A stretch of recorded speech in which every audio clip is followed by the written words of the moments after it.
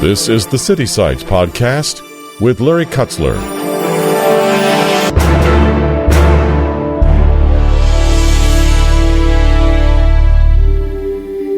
There's nothing more powerful than a story.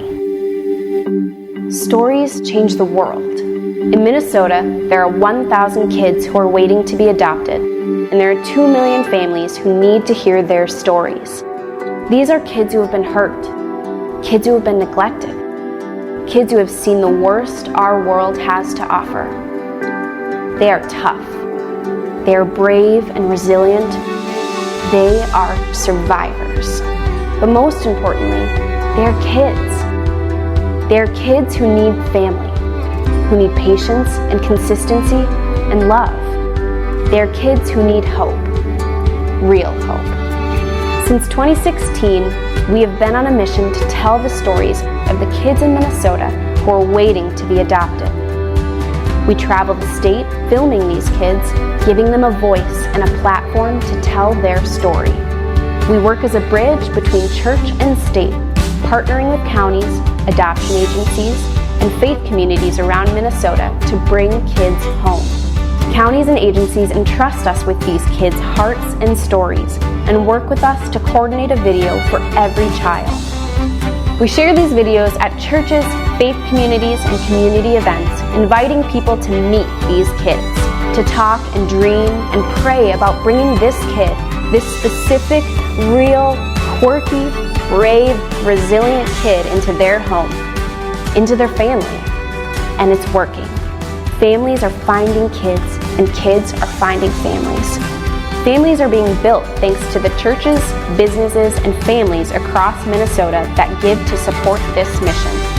Our goal is to make a video for every kid in Minnesota who is waiting to be adopted, sharing these stories until every child has a home and a family to call their own.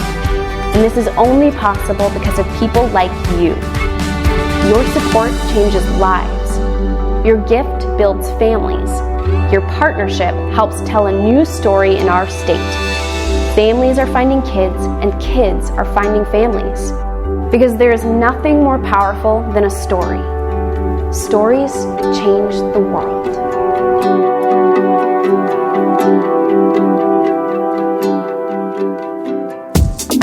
This podcast is the design of City Sites Urban Media, and our goal is to bring into focus the difference between culture and God's ideas found in His Word.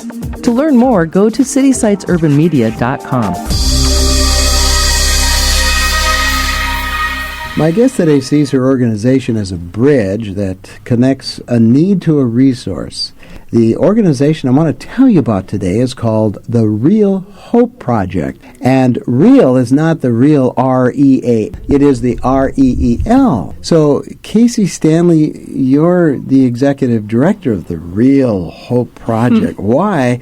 I mean, that's a play on words, isn't it? But it really ties into your mission, right? Yes. R-E-E-L, Hope. Tell us about it. Yeah, so we're called the Real Hope Project because we make reels or movies, little videos of kids in foster care who are waiting to be adopted. So we travel the whole state and we make these 2-minute profile reels for kids. And then we go to churches every Sunday and we highlight kids who are waiting for families, and we encourage the people of God to pray about adopting. What a wonderful opportunity to see live, you know, because usually adoptions are on paper. Sometimes there's pictures. But this is an actual, kind of like a biography of the child? Yeah. We really try to highlight the kids' best qualities and really, like, we do activities that kind of make the kids kind of come alive and find out what they're interested in. And we adopted our son from foster care and just learned that, man, when you're asking about a specific kid, that is what you get, a piece of paper and a picture. And usually the piece of paper is all the really hard stuff. You know, like, here's all the stuff that this kid has been through. Here's all the ways that manifests in their life. And it's pretty easy to read that and forget that there's a real kid behind that piece of paper.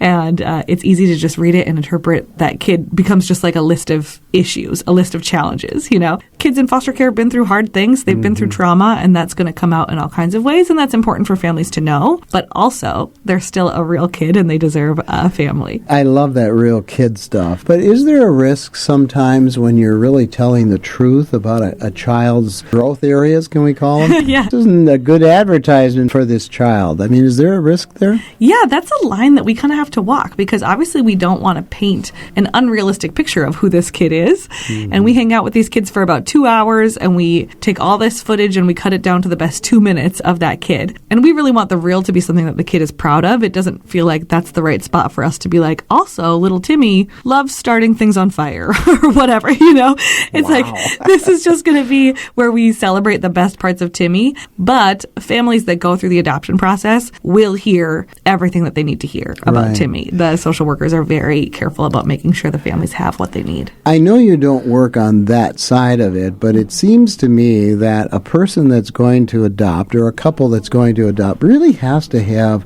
something in their heart or being prepared for this, right? I mean, you adopted. What did you and your husband do to prepare for this child? Because, you don't know what you're going to get, right? Right, totally. I know a lot of our preparation, a ton of it is just connecting with Jesus and making sure that we're solid in our walks with God and in our marriage. But for us, a ton of the prep was also just making sure that we had community around us and support around us, because so many families, adoption is really hard and hard stuff can come up. And what a lot of families do unintentionally is kind of isolate when things get hard, because they kind of think, well, I chose this, so this is my challenge. I have to figure this out on my own. We just knew we would die if we did that. And so we invited in friends and family from day one that would just pour into our son and hang out with him and love on him and love on us in that way. And so we had a team of friends that would once a month hang out with Tez, 3 different couples that would hang out with our son's name is Tez.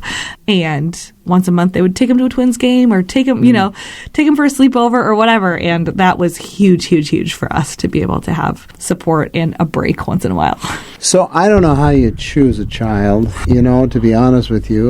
Say you had a whole series of reels on children. How do you choose other than, a prayerful life and you go, oh, Lord, which one here, Yeah. But I wonder also, not only the fact that how do you know how to choose a child, but what about the child himself or herself? She's or he is thinking about, I wasn't wanted, or why was this situation mine when I look at other kids and they have parents and everything and I have nothing? I just think that that's such a heart-wrenching kind of experience, both for the child as well as the adoptive parents, because I can't take them all. Yep. You know what I'm saying? So maybe 1 out of 10, but how do you know that's the one? Yeah. So a couple questions there, but I just thought... So many good questions. I think a couple things. For us, when we met our son, we actually met our son through our organization. So we made his video back in 2018. And I just fell in love with him on his video shoot and just I really did just kind of know then and there, like, this is the one.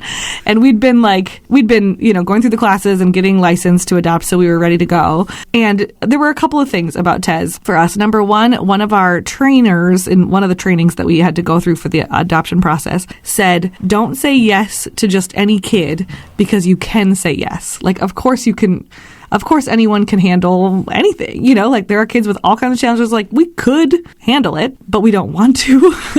And she said, don't say yes unless you want to parent that child through those issues, because you're not just saying yes for a year or until the child is 18. You're saying yes to this kid for the rest of their life. And when we looked at Tez, and it's not like he has no challenges. The challenges that he has, though, we were like, we want to help you with those. We feel equipped and prepared to walk with you through those. And my husband especially just has a heart for young men. And so seeing Tez was 12 when we met him and had been through a lot. And my husband has been through a lot in his life. And so he just has a heart for young men. And we were excited about, yes, okay, Tez has this challenge and we can help him with that. We know what we're doing. So that was one thing. And the other thing about Tez that stood out to me was that for whatever reason, I felt like God helped me to feel a real connection and kinship with his biological mom, who I've never met, but I was praying for her one night and just felt like this connection with her, in just realizing that her upbringing and her life probably could not have been more different than mine. And just remember kind of promising her in my heart, I'm going to do a good job for you. I'm going to take care of him for you. I had never felt that with any other kid. And that just felt significant to me of I'm loving Tez, and I'm also really trying to love the family that he came from. I felt like that was something that God kind of put in my heart unexpectedly, and to me was he might be the one. Well, that's a great thought. What triggers it in me is a theological concept, and that is that none of us belong to ourselves. We all belong to the Lord, right? And every child belongs to the Lord, and we're all kind of connected. So, yes, raising your son on behalf of the Lord and on behalf of the mother, my wife was adopted, and she got the chance to meet her both biological mother and father later in life. Wow. And it was just a real special time for her. But it wasn't like, oh my gosh, I missed out on something. It was just another stage, I think, in the development of knowing more about who she was, but not, it wasn't like, oh my gosh, that I missed out on so much because she had good adoptive parents. Yes, totally. I think sometimes we do kids a disservice because obviously every adoption doesn't happen unless there's heartbreak. Somebody is losing their child. And so there's always pain that's a part of it. But kids respond so differently. For some kids, it's like my parents terminated their parental rights, and that is such a devastating thing for them to process, and it's so hard and so much trauma comes out of it. And for other kids, they're like, yeah, that happened and I ended up with this family and I'm doing fine. There really is such different reactions. And I don't know what that is, if it's just personality, if it's the stories that they're told and the ways that they're taught to view themselves. I don't know. But yeah, people react so differently. Yeah, and how they're connected. But you talk about a phrase called the forever family. Now, that's part of, I suppose, the pre-invitation to a child, that they are going to know that there's a forever family that's coming to see them. Tell us about that phrase and why you chose it. Yes. I don't know that it's our phrase. I think we heard it. It's kind of a common phrase in the adoption community. Okay. But just in letting our kids know, this is forever. And kids who, especially who have been in foster care, they've been in lots of homes and they've had lots of, quote unquote families. And so it's a helpful term for kids to know, yes, you were in this family, and then you were in this family, and then you're in this family, and this is your forever family. This is the one that doesn't end, And I think kids need that security. I'm wondering about the preparation that you and your husband went through. Let me tell you a little story. When my wife and I first went on our first short-term missions trip to Ecuador, we had a lot of training. I mean, we went through, hey, these are the kinds of people you're going to see. These are the conditions of their lives, and yada, yada, yada. Don't give them money because it's not a good idea, and all these things. So we were really prepared to go to the mission field. Is that true for adoption? Oh, man. That is a great question. I felt the same way. We were as prepared as we could be for adoption. We have gone to conferences, we'd done all the trainings, we'd read books and podcasts, all this stuff. We were as educated as you can get. And I do feel like we were pretty well prepared, but you just can't prepare for everything, and you can't prepare for how your heart and your emotions are going to respond to things. Or still, when our kid responds to things in ways that we don't expect, there's this constant running dialogue in my mind of is he reacting this way because he's a 16-year-old boy and 16-year-old boys are weird? Is he reacting this way because it's an adoption thing, a trauma thing, a history or is it just his personality? So just that running dialogue all the time is a thing that I was warned about, but like anything, you can be warned about it. That doesn't necessarily mean you're prepared for it, So to me, the community side of it was way more important than the training side of it. Having people running alongside us was we can have all the trainings in the world, but if we don't have community, then we're going to struggle. I'll get back to the project here in a minute, but you're fascinating to sort of prod in terms of what it's like to have a child out of, say, a project like this that somebody says, I want to adopt. You can provide the food, you can provide the shelter, you can provide sort of the family structure with values and principles, but if you never connect emotionally with that child, that child's still going to feel like he's an outsider. Talk to that, would you? Yeah, that's a real challenge that lots of adoptive families face, and us too at different times. I think one of the things that we've noticed with our son is when he gets hurt, physically hurt, he doesn't come to us automatically. Oh. We've had to teach him to. One time we picked him up from youth group. He'd been playing soccer and got in the car and was just sitting in the car and we're chatting, and all of a sudden I looked over and I was like, "You're bleeding." And he was like, "Yeah, the ball cut my hand. There was a rock on it or something." And just wasn't gonna say anything, was just gonna handle it himself when he got home. And that's been a thing that we've had to work on a little bit, is even though he's 16 and he can put a Band-Aid on himself, I want to do that. I want to provide that for you. And also, he's a 16-year-old boy, so he doesn't always want to talk about his feelings and his emotions. Oh, you're right. Yes. Right. Yeah. So we do family therapy together. We've done therapy as a family ever since he moved home. That was one of our priorities, just knowing that we were going to need help navigating all this. And that's always brought up some good conversations. But it's an ongoing journey, I would say, for us to keep teaching him, this is what it looks like to emotionally rely on people and not just physically rely on people. Well, you look like you're in one piece, so it's obviously, you're doing okay, right? We're surviving. Yeah, we're doing good. Well, the Real Hope Project is a project, as you say, you go and film these children who are waiting for adoption. It's kind of like a video bio on their lives. And you take those to churches. Now, I'm going to play a portion of your video, the audio portion, because it's so moving. That video you've created for your introduction to your ministry when you do go to a church is so moving. I mean, I think it's probably one of the most moving videos I've seen in a long time. So I'm hoping I can capture some of that with the audio. Yeah.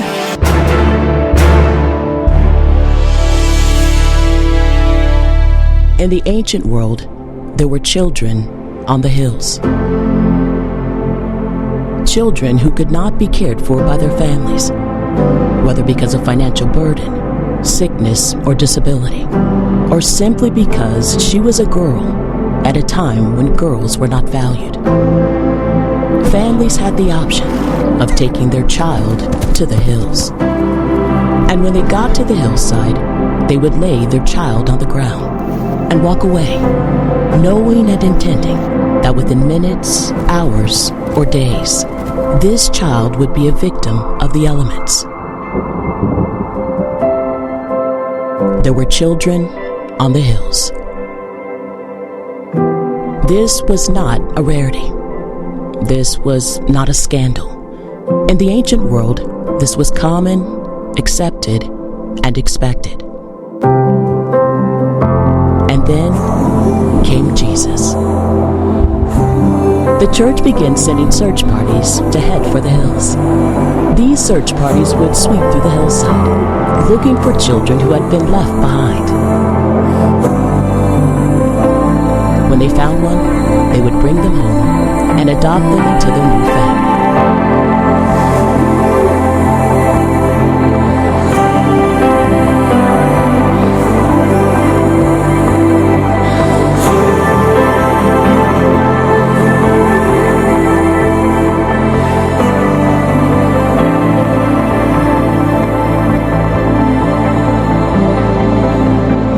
In the United States, there are 400,000 kids in the foster care system. 1 in 4 cannot go home. That means there are 100,000 kids on the hillside. 100,000 kids are waiting for someone to come for them. 100,000 kids are waiting for a search party. We are that search party.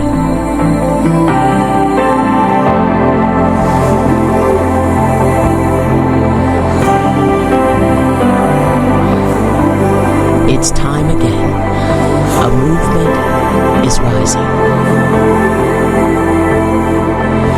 There are children on the hills.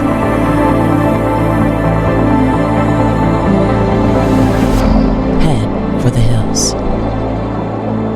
You take your organization into churches and you tell about these children. So what kind of response are you getting from this? Yeah, it's been really beautiful.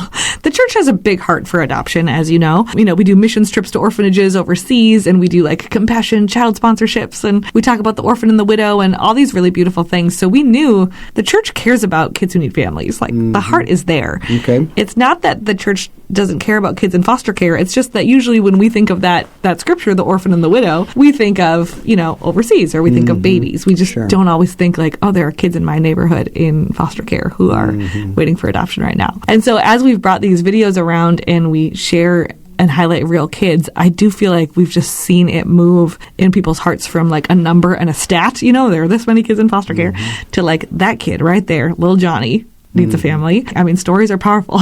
So we've connected now. We started in 2016. It's been about 5.5 years. And we've connected over 750 families now to counties and agencies and our partner organizations to at least learn more or begin the adoption process. And that looks like not just adoption, but also we've had families in that number that are like, well, I can't adopt, but we're going to pray about doing foster care. Or, well, we can't really foster, but we want to get involved supporting like a birth mom who's struggling to try to let's keep her kids out of foster care so they don't need to be adopted, So we've been able to kind of connect people all along the spectrum, which wasn't really like my original vision, but it's been super cool to see God work in ways that are bigger than I. So you're not an adoption agency, but you are more or less, well, you're a little like John the Baptist. Yes. Where you're going before the Lord and you're kind of preparing the way, Yeah. right? So who do you work with as far as the adoption process? So you're exactly right. We're not an agency. We can't do home studies or vet families or anything. So we partner a ton with private agencies and the counties in Minnesota. So there are 5 private agencies that we work with quite a bit, like some you've probably heard of, Lutheran Social Services, sure. Children's Home Society, some of those. And then we've worked at this point with probably 50, 55 of the 87 counties in Minnesota. So when your parental rights are terminated in Minnesota, your county becomes your legal guardian. So the county is the one we need to work with to get permission to do the video and share it and all that stuff. Well, I would imagine the counties just kind of, are shouting when you come around, right? Because you're kind of like the ad agency. A little bit, yeah. With them, it's like right? a PR firm for adoption. Wow. I mean, then they don't have to pay anything for it. They just have to call you and say, hey. Yes. Our churches, you say they're open. I mean, are you getting opportunities to go and share on a consistent basis? Yeah, I would say like last year we shared at 100 different churches and events throughout the year. Wow. Our hope for this year is to share at about 120. And we're doing it, but I would say getting into new churches is maybe our biggest challenge as an organization. One of our biggest challenges. Because pastors are busy and people are constantly asking to let me come and talk about my thing that I'm passionate about. So when we call out of nowhere and they have no relationship with us and we say, let us come and share from up front, if there's not a connection, it's often just like a hard no. It's a hard no. No, and it is true. I mean, on the other side, because I've been a pastor, you're right. Everybody and his brother says, hey, can I promote this event? Can I promote this? And pretty soon you feel like a community bulletin board, and you'll go, well, I don't know if that's a good idea. But anyway, you have how many on staff? 5 full-time on 5 staff. full-time. And Yes. okay, that's 5.5 years, not bad. But how are you funded? Then you got 5 families to feed in terms of raising money. How do you do that? Yeah. So every Sunday when we share at churches, our ask of the congregation is always adopt, swim upstream, or give. So we say adopt, go on our website, meet some kids, see if God stirs anything in your heart. If you can't adopt, then swim upstream, which means, be a foster parent or support a birth mom to kind of help kids not need to be adopted in the first place. And then if you can't adopt and you can't swim upstream, then give to financially support Real Hope and help us to get to these kids and share more stories. So we've been doing that consistently for 5 years now, and it's really cool because I feel like God just allowed us to kind of stumble into this pretty sustainable model. So we've got about 200 families across the state that support us as monthly givers, whether it's $5 a month to $100 a month, whatever they're able to do. We have, I think, 10 churches right now that are partner churches that give to us out of their missions budget every month or quarter or year. We just last year started pursuing some private grants. We don't take any government money. We don't want any, but we pursue some private grants. And that made up maybe 10% of our budget last year.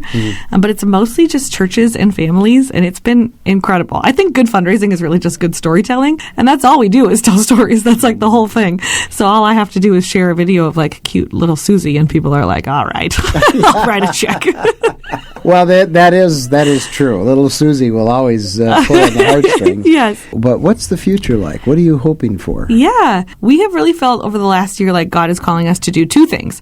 Go wider and go deeper. So going wider means we're actually in the process now of expanding to 2 new states. So we already launched in the state of Wyoming. We have a staff person who's moving to Wyoming in June. And so she's getting us started in Wyoming. We've already started doing videos of kids out there. And then we also have a staff person who lives in Milwaukee. And so she's been working on getting us started in Wisconsin. Wisconsin's been a trickier one to navigate. There's some more just red tape and some challenges there. But working on expanding to more states because we have the capacity to do it. And then going deeper looks like really that swimming upstream piece and helping the church to understand. I feel like in the church, adoption is sort of at least in my experience, it's adoption is the gold standard, of that's the real deal. But as we've been in this work, it's man, adoption is so beautiful and so important. There's a huge need, but not every family can do it. And not every family is in a place in life where it would even be wise to do it.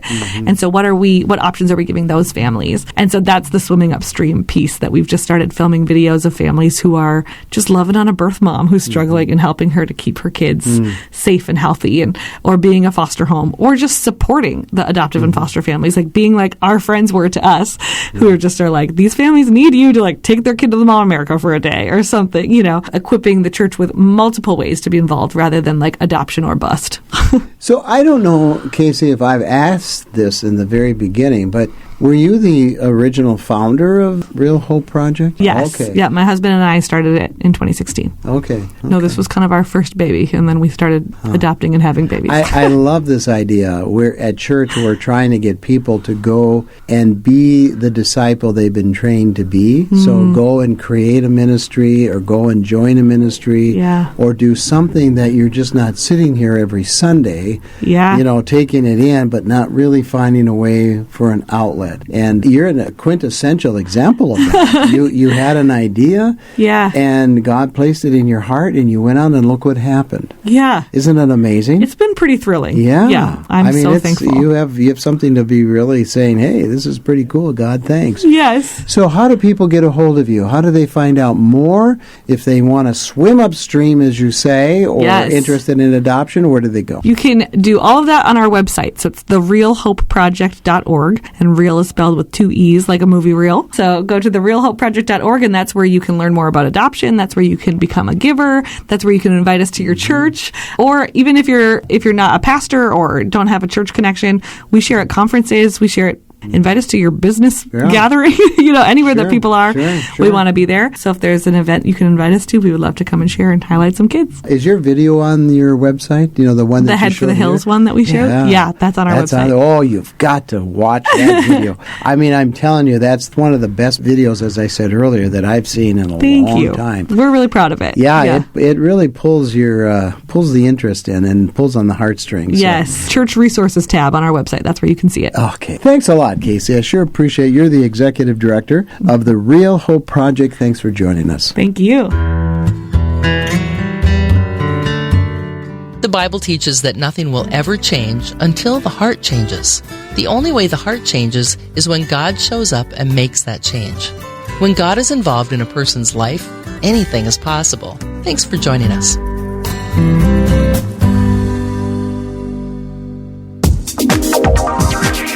Thank you for joining us today. Every Friday we bring you this podcast with interviews with people who are challenging the status quo of Christianity and challenging the cultural norms of our day. Please help us get the word out by sharing the link to this podcast with your online friends and family. Our website also contains other podcasters who are part of the City Sites network of communicators, all sharing the good news of Jesus Christ. Our website is citysitesurbanmedia.com.